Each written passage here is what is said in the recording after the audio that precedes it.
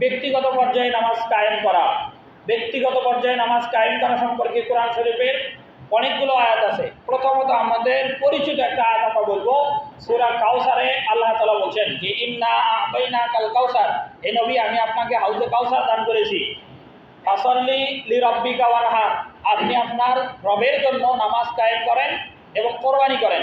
দেখেন এখানে ব্যক্তি একজন হয়, আর আল্লাহ তাআলার এই 2 নম্বর আয়াতের যে নির্দেশ, এটা নবী করিম সাল্লাল্লাহু আলাইহি সাল্লামকে খাস করে এবং সকল উম্মতে মুহাম্মাদীকে আমভাবে মানে একদম খাস করে নবীকে বলছেন যে ফাসাল্লি, আপনি নামাজ পড়েন, লিরাব্বিকা আপনার রবের জন্য, ওয়ানহার এবং আপনি কোরবানি করেন আপনার রবের জন্য। এটার মূল মুখাতাব, এটার মূল মানে সম্বোধন নবী করিম সাল্লাল্লাহু আলাইহি সাল্লামকে আল্লাহ তাআলা করেছেন। আর এই আয়াতের শামিল আমরাও, আপনিও, সারা দুনিয়ার মুসলমানেরাই এই আয়াতের শামিল। আল্লাহ যেন নবীকে ইঙ্গিত করে সারা দুনিয়ার মানুষদেরকে বলতেছেন যে ফাসাল্লি লিরাব্বিকা ওয়ানহার, যে তোমরাও আল্লাহর জন্য নামাজ পড়ো, আল্লাহর জন্যই কোরবানি করো। যখন একজন ব্যক্তিকে আল্লাহ তাআলার এই আদেশটা করতেছেন, তখন নামাজের ক্ষেত্রে যদি আমরা কথাটা নেই যে নামাজ কায়েমের প্রথম যে পদক্ষেপ সেটা হলো ব্যক্তি পর্যায়ে নামাজ, যে আপনি আমি সারা দুনিয়ার যত মানুষ আছে নিজের জীবনে নামাজটাকে প্রতিষ্ঠিত করতে হবে। এটা 1 নম্বর। 2 নম্বর যে আয়াত আমরা জানি সেটা হলো আল্লাহ তাআলা বলছেন উতলু মা উহিয়া ইলাইকা মিনাল কিতাব ওয়া আকিমিস সালাত ইন্নাস সালাতা তানহা আনিল ফাহশাই ওয়াল মুনকার ওয়া লাযিকরুল্লাহি আকবার ওয়াল্লাহু ইয়ালামু মা তাসনাউন। 21 পারার প্রথম পৃষ্ঠাতে এই আয়াত, সূরা আনকাবুতের 45 নম্বর আয়াত। আল্লাহ তাআলা এই আয়াতেও নবী করিম সাল্লাল্লাহু আলাইহি সাল্লামকে বলতেছেন উতলু মা উহিয়া ইলাইকা মিনাল কিতাব, উতলু মা উহিয়া ইলাইকা মিনাল কিতাব।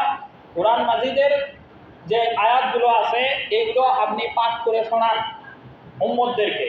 উতলু, তুমি পাঠ করে শোনাও, মা উহিয়া ইলাইকা, যা তোমার প্রতি ওহী করা হয়েছে। নবীকে আল্লাহ বলতেছেন যে তোমার প্রতি আল্লাহ যা ওহী করেছেন কোরআন মাজিদ, সেগুলো তুমি পাঠ করে মানুষকে শোনাও।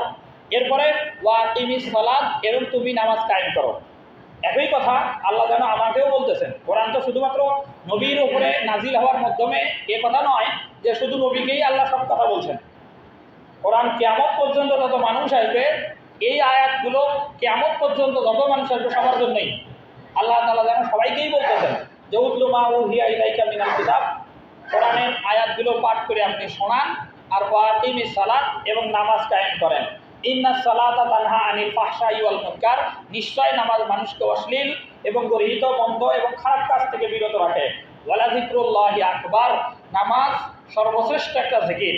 আল্লাহু ইয়ালামু মা তাসনাউন, আমরা যা করি আল্লাহ তা জানে।